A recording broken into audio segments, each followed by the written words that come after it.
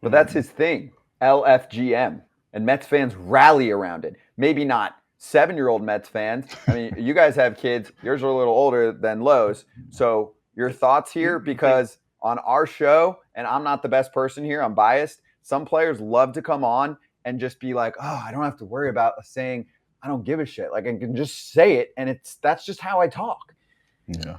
I think it's just where you're at in your life. Like, there's an image. Like you say, I would curse a lot during games, and my mom would text me after each game, hey, you need to stop all that cursing. Like, if your kids are watching, or people are watching, like, don't curse. So some people care. My mom, she wasn't a big fan of the cursing. So, she would wear me out. She would let me know how she felt about it. And I tried to rein it in because that was my mom, So I try to respect my mom as much as I could. And now that I have little kids, I get it. I understand it because I don't want to say something like that. And then, if I say something on this show and then they see the show and they come back, hey, well, my daddy's cursing up a storm. So I try to just be careful with what I say. But, to each his own, it's whatever you prefer. Now, listen, my mom texted me about this show and was like, you try not to curse. So, I mean, she still watches it. But my whole thing is, you have kids, Lil. I have teenagers, older kids. Mm-hmm. You think they don't hear worse on their radio? Turn on the radio one day. They hear all kinds of stuff.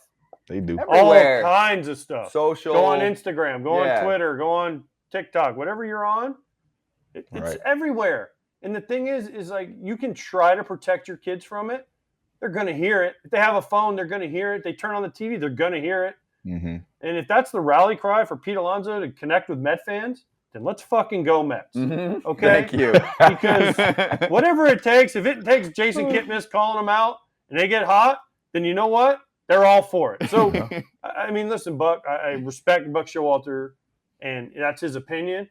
But if I'm Pete Alonso next time, unless they're going to find me so much money that I can't afford it, let's fucking go Mets. Thank you. That's his tagline. Exactly. Let him run. And the fans, it's harmless. And the fans love it. David Ortiz said it. He became a damn hero. Legend for that speech. Right? And that speech. That was the first time ever. That speech was incredible, but is it the same if he doesn't say fuck? No, it's probably not as impactful because it doesn't get, it gets shown, but it's not as big of like, even if the people are like, oh my gosh, he cursed. That was also part of it because people were like, only David Ortiz could get away with this in Boston. Right? So that was part of the whole feeling of the speech was like, this is our freaking city. Right? Speak with passion. Listen, words are bad. I was actually there when that happened, actually. So we were there. We were stuck in the hotel room. And when he made that speech, man, it was, it lit that entire stadium up. So that's why you kind of roll with it sometimes, If it gets you going, you kind of just roll with it.